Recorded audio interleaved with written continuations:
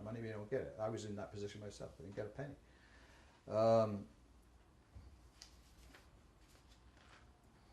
The main thing is, and I'll just hand these things around just as a little sort of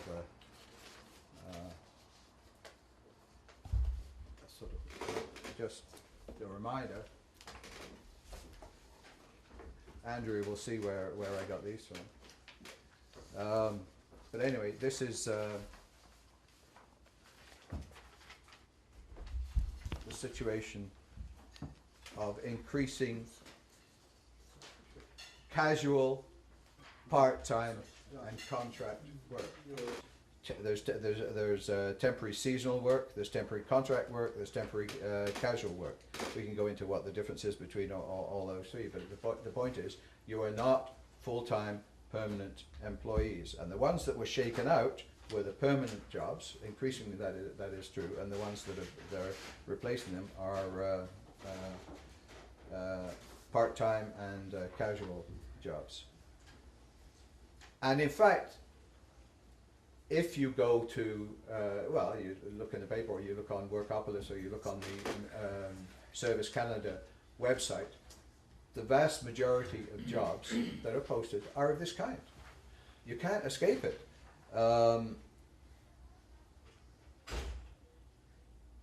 And it's not just that employers save on benefits, because typically with casual and contract and part-time work, you don't get benefits. You certainly don't get the same level of benefits. But above all, it gives them greater flexibility.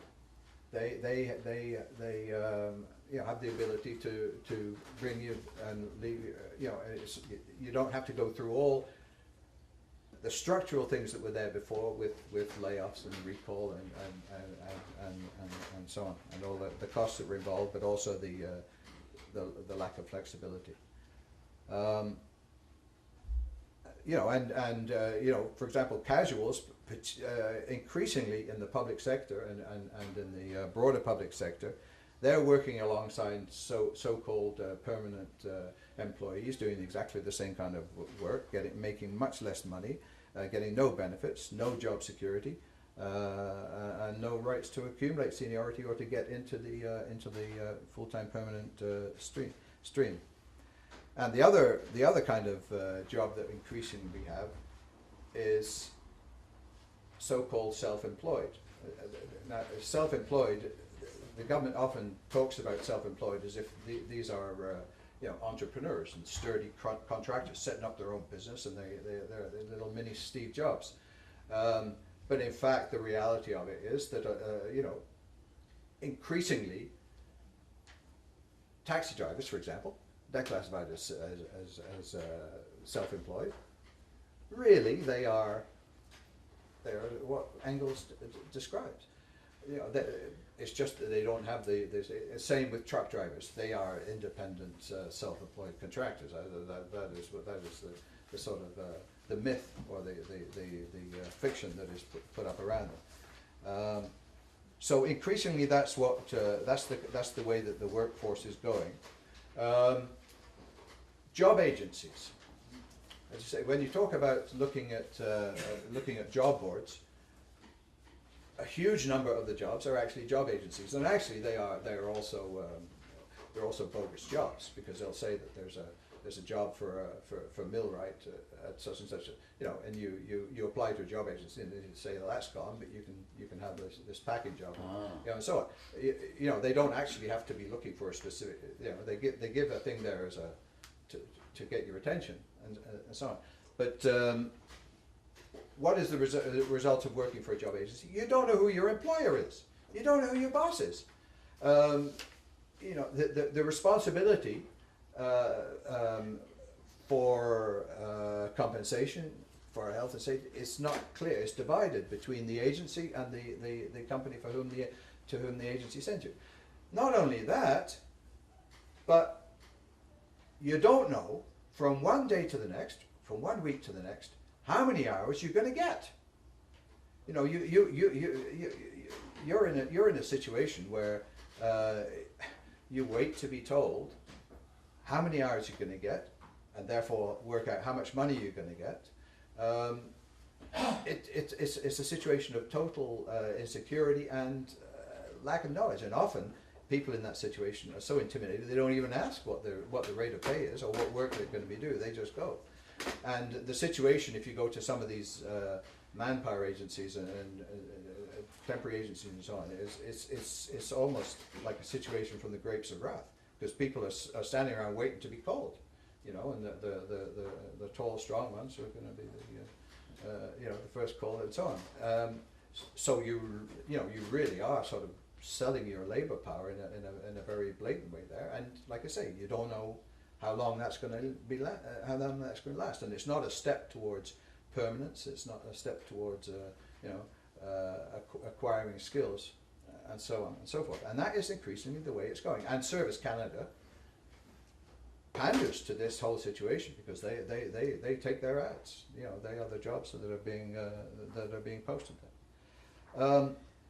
So when you've got jobs like that, when you don't know from one week to the next how many hours you're going to have and what you're going to be doing, it fuzzes the difference. It fuddles the difference between employment and unemployment. You know, if you haven't been called by the job agency for 2 weeks, you haven't actually been laid off.